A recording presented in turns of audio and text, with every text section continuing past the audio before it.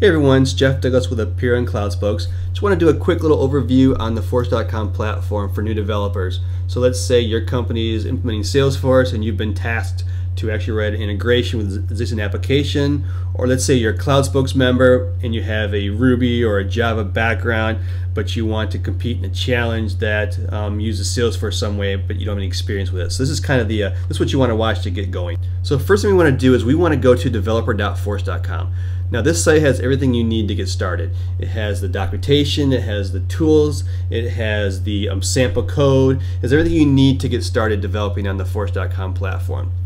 Now the first thing we want to do is get our own developer edition. Now a developer edition is a fully functioning Salesforce org with all the licenses, features, all the tools, everything you need to get going with the Force.com platform. So here's what we're going to do. First thing we're going to do is we're going to go ahead and click this link here, and we're going to go ahead and get started by signing up for our own free org. Simple process. So we'll go ahead and fill this out here. Use any email address you want, but one thing you want to do is the username. Username is in the form of an email, but I wouldn't use your regular email address. I would use some variation of it. You can see I did something here because for developer org, you may have multiple developer orgs, so make an email address that you can not conflict with a production email address. Go ahead and do our CAPTCHA here. Submit this. Now, the only thing about this is going to do now, it's going to actually provision an org for you. Going to set up all the things you need. It's going to populate with data, sample data that you can use for testing your integration work, and now it's going to send you an email. So this email should come here. You should actually get two emails. The first email is just a standard welcome to the Force.com platform, but the second email is the one we really want, and that one has, if it comes here, and that one has, there's the intro email, and then you want to get this one right here. This one has your login information. So it's got your username again, and it's got a link to the login. Now, security is really important in Salesforce. So the first thing you're going to do is you're going to change your password. Give it a strong password.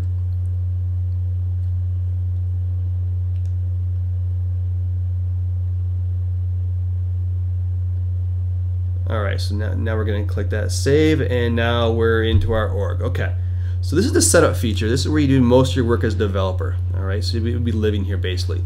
And so on the top right hand side, let's go here my settings first. So here's my information.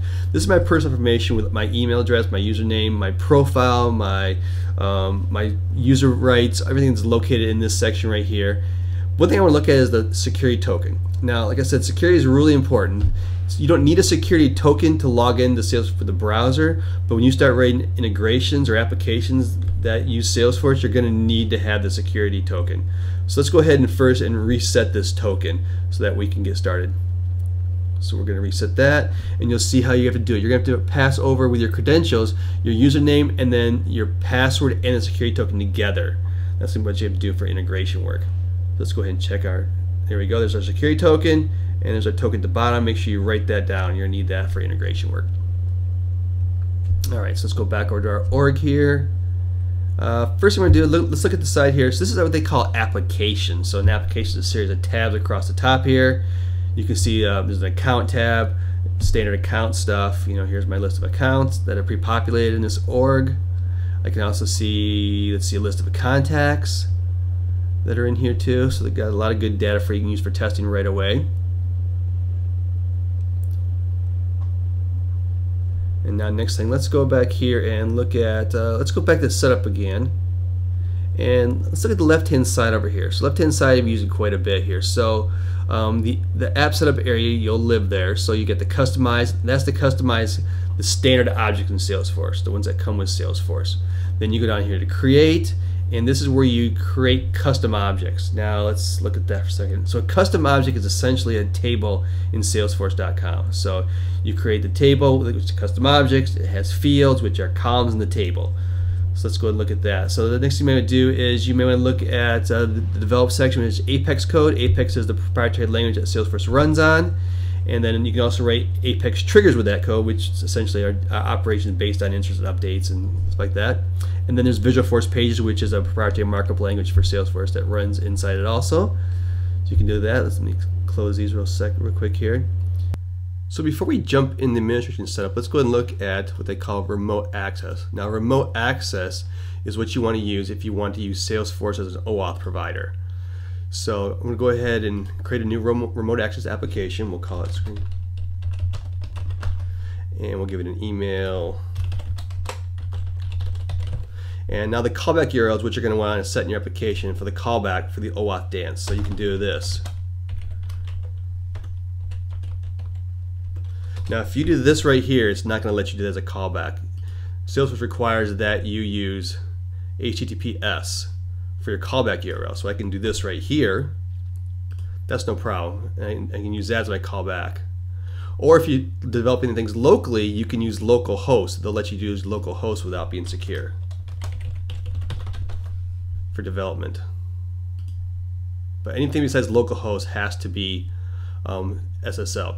So then once you get that, you're going to get your consumer key, and then you're going to get your secret, of course. You can use that in your application. So that's something you're going to want to use quite a bit when you do integration work for other applications. All right, so let's go down here now to administration setup. The important things to look at that are simple are profiles. Now profiles are what you determine people can see in the application and do. So essentially you have different profiles here, and we're going to go to the system admin profile. And it kind of tells me, what my page layouts are. You can assign different page layouts per profile. So an HR person would see different fields for a job than versus an admin. You have field level security. You can actually by field per object say which profiles have access, read and write access to these fields. And then of course you can look at apps. So can they see certain apps in the application? And then tabs. You can restrict the tabs to certain profiles also. And then we have down here some administration setup. So some administration permissions for the different profile. There's a whole bunch here you can go through and set. And then there's actually object level permissions. So you can say essentially for this profile, what kind of CRUD access does this profile have for these different objects, and just hit edit and you can go ahead and change that. So one thing I want to do before we jump out of here is actually look at the security controls. And another thing that's kind of granular is field accessibility. So if you want to go check what a person can see based on profile, we'll go to the jobs here and we'll say I want to look at it by fields. I can say, okay, for this field right here, for the start field, who has access to these fields. So if you get stuck looking at something, you can always see, what person has access to certain fields by profile, and then you can also do it. You can look at profile and see which fields they have access to. So I can do, let's just say system administrator, and you can see what the access level is for each one of these fields. So that's kind of the easiest ones to show here as a little demo here. So let's go over and do something else now. So let's go back up here to customize. I want to kind of focus on this for a minute. So again, let's go ahead and create a custom object, and let's create a job object. So I'm going to go ahead and enter that in here. I'm going to hit save. It's going to go ahead in the background and create my table in Salesforce with some standard fields: name, owner, the record, who owns it for security wise, created, and last modified by dates, things like that. No big deal. So let's go ahead and create a new custom field for this. So hit that. Different kind of options you can choose for field. There's a lookup, so you have a lookup to another object. You can do master detail relationship, which has a little more security built in. So if you think of a sales order with line items, the line items can't exist without the sales order header. So that's kind of what that is. It inherits the security of the parent. Then there's, of course, Boolean checkboxes and currency, date times. You have pick lists, you have numbers, you have emails with masking, text areas, long text areas. Let's just choose a text field real quick here. And we'll call this, let's do description. And we'll give it a length of 255. And there's some more options at the bottom here you can check also, but I'm going to skip those. We'll hit next. And then here's, what profiles have access to this field. Who can see this field? So we'll just set to everyone for right now. And then let's go ahead and apply this to the page layout. So that way you can actually maintain this field. So let's go ahead and save. And now we need an interface for it. So we need to create a new tab so that way we can see the records for this. So let's go over here and go to tabs, and we're going to say a new custom object tab because we just created a job custom object. And we're going to choose our object here, and then the most controversial feature is choosing the right icon. It's very important to get the right icon. And now we're going to say, who can see this. By default, it's on to everybody. We can hide it if we want to. And then we're going to say what application the upper right is going to be on. So let's say there's not much room here in the sales one. So let's go platform. This platform showing up. Let's skip platform. Let's do something else. Let's do marketing. take it off the platform one. All right, hit save here. All right, so now if we choose the marketing application, we'll go over here, and then there's our jobs tab. All right, so there's our CRUD interface, recently jobs, and looked at those. So here we're going to create a new job with required for the name. We'll add a description, and then we'll hit the save. All right, so there's a display of our job. Of course, we can edit it, delete it, or clone it if we want to do anything like that. We can do that too, no problem. All right, and then of course there's an interface for looking at all the records and different views of records. We can look at those also, and then look at that object. All right. So let's go back over to developer.force.com, and we'll look at some things you can do over there in developer.force.com. So here's our email, we got our message we got back after signing up. So developer.force.com. All right. So one thing I want to look at is the documentation. There's a ton of great documentation you can go through here. So if I click on this, you'll see on the right hand side probably the most important links you need for query language, Apex language, the tools, developer guides are all over here, but you of course drill down into the getting started folders and do that too. Let's go look at the tools here. There's a bunch of tools that Salesforce maintains and are community related tools. You can get an IDE plugin for Eclipse. You can get some migration tools. There's an Explorer for SQL, but the one I like the most right now is the Workbench. Now Workbench has a lot of cool tools in it, and it's hosted, so there's nothing to install. So let's go ahead and work with that one first, since I get you up and running first. Click on that, and if you want to install it on your own server, you can download the code. It's all open source. Do that. The cool thing about this is it logs into your org with OAuth. So we're going to log into this org right here with the Workbench. We're going to use a production environment. Now environments are production sandbox. Production and developer orgs run off production, and a sandbox is actually a different URL. It's test.salesforce.com as opposed to login.salesforce.com for production and developer environments. So choose production, and we'll log in, and you'll see we'll get the standard OAuth screen asking for permission.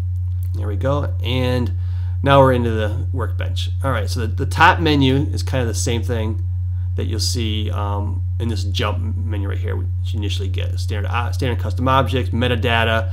You can do query and searching language. You can do push topics if you want to do streaming APIs, and then you can do what they call DML operations, which is database manipulation language operations for inserting, updating, and deleting records, and some other tools here. So let's go look at some of the standard objects first. So let's see. Let's go find our job object we just created.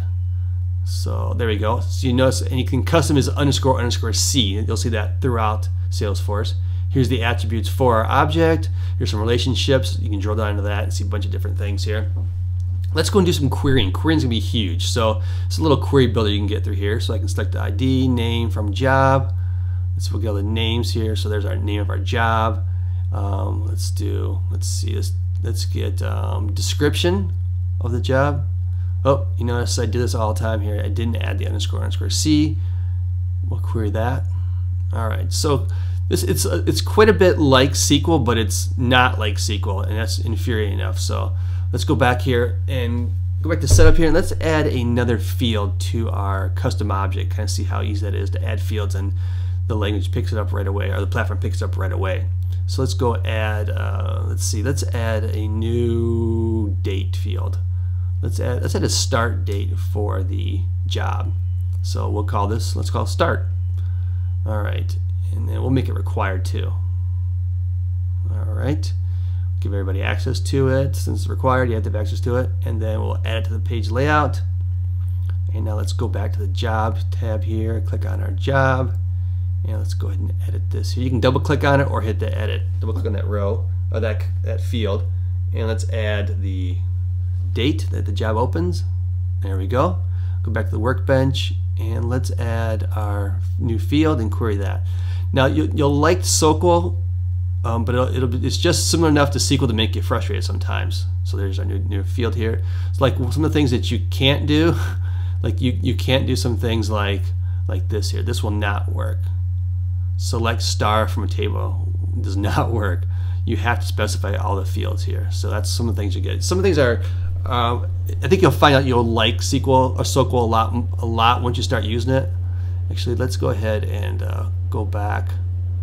Let's go back. If you want to know some things about soql, I wrote a really cool blog article for it. It's on my blog.